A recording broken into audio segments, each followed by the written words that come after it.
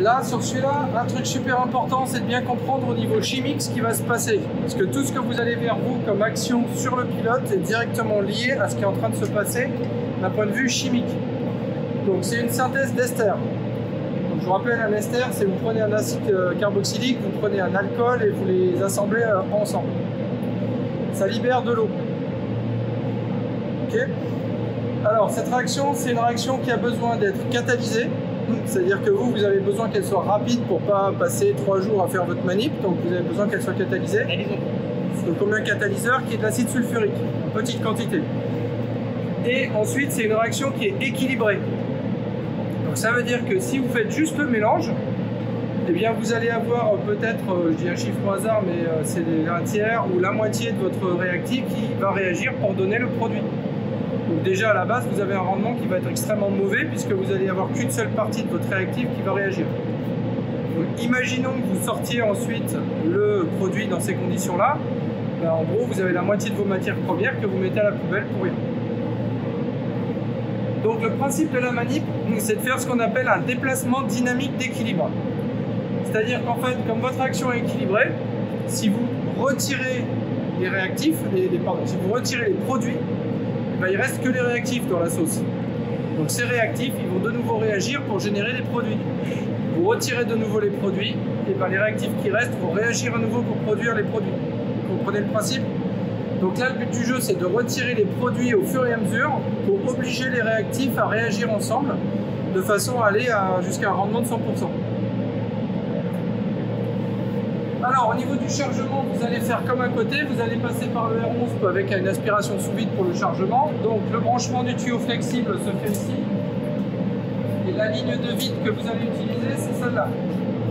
La ligne numéro 1. Alors, vous voyez que le système est beaucoup plus simple qu'à côté, puisqu'en fait, vous avez l'arrivée de la ligne de vide qui se fait ici. Là, vous avez pareil, là, comme à côté, vous avez votre purge.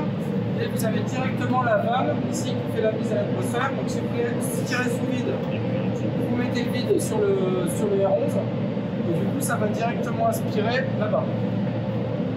Une fois que vous avez fini, vous cassez le vide, vous coupez le vide ici, hop, purgez et c'est bon. Donc là-haut vous allez charger l'alcool, l'éthanol. Vous travaillez avec de l'éthanol dans le R11. Dans le réacteur, vous allez charger directement l'acide acétique, qui est donc l'acide carboxylique qui sert de réactif, et l'acide sulfurique qui est votre catalyseur. Donc une fois que vous avez chargé, vous fermez.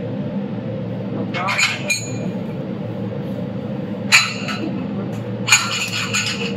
donc vous fermez et vous allez verser l'éthanol dans le réacteur sous agitation. Agitation, ouverture ici du R11. Vous avez le robinet ici, en bas, hop, vous avez d'eau et ça s'est chargé en plus. Une fois que vous avez mis tout l'alcool, donc vous retrouvez ici avec le fameux mélange équilibré dont on parlait tout à l'heure. Et là, vous allez chauffer ce mélange pour évaporer de façon à faire sortir les produits pour déplacer l'équilibre. Donc tout à l'heure, je disais, on prend les produits, on les sort, ça fait réagir les réactifs, etc. Donc là, on va sortir les produits, hein, donc ce qu'on disait tout à l'heure, et bien ça va être par distillation.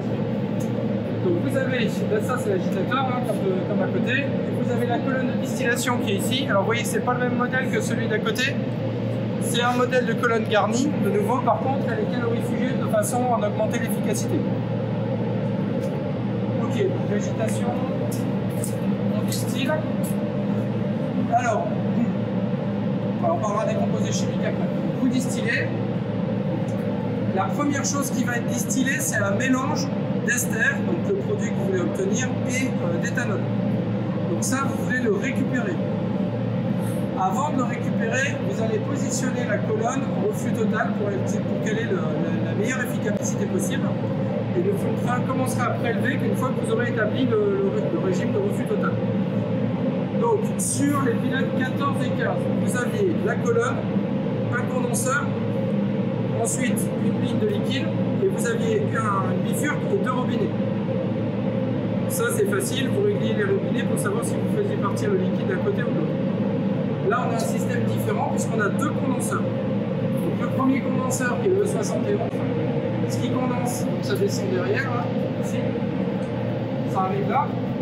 Alors dans les grands classiques hein, que vous allez probablement au moins oublier une fois, c'est de fermer la vanne de purge qui est juste derrière ici. Sinon ça commence à distiller, vous regardez ici, oh j'ai pas de débit, attendez, j'ai toujours pas de débit, puis au bout d'un moment vous apercevez qu'en fait le distillat il est en train de couler à terre. Voilà, donc ça c'est à vérifier en début de technique. Donc ça redescend ici. La raison pour laquelle ça redescend, c'est juste pour vous permettre de voir passer le liquide. Vous avez le débit qui est là, et ça réinjecte en haut de la colonne. Donc un reflux, comme on l'a sur les autres colonnes de distillation. Une fois que votre régime de reflux est bien établi, que votre colonne fonctionne bien, etc., ce que vous allez faire, c'est que vous allez baisser en fait la capacité de refroidissement de votre premier condenseur, ce qui se contrôle ici. TRT, ok. Vous allez baisser la capacité de refroidissement du premier condenseur et juste avant, vous aurez allumé le deuxième condenseur, le E72. Donc du coup, la vapeur petit à petit va continuer de condenser sur le 71, mais il y en a une partie qui va réussir à traverser l'échangeur et aller sur le 72. Sur le 72, par contre, là, il faut que tout condense. Donc ça condense, ça passe par le tuyau qui est là, et vous avez de nouveau le même système avec une canalisation qui passe en bas et votre débitmètre qui est ici. Avec la même chose, vanne de purge, il faut penser à la fermer avant de faire votre manip, celle-là, ici.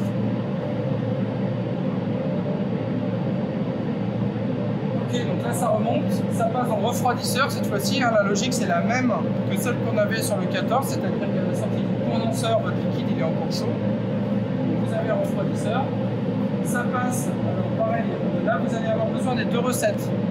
Donc celle qui est vraiment la plus importante pour vous, c'est le début de manip.